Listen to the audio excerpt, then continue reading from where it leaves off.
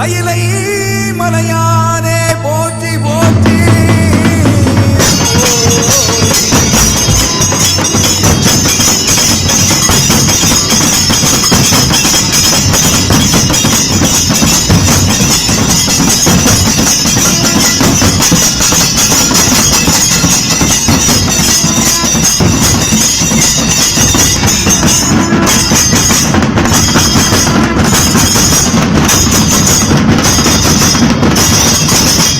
இதெல்லாம் தெரிஞ்சிருந்தும் சில பேர் கடவுள் இல்லைன்னு சொல்றாங்க. அதை பார்த்தா சிரிக்கிறதா அழுகிறதா தெரியாது.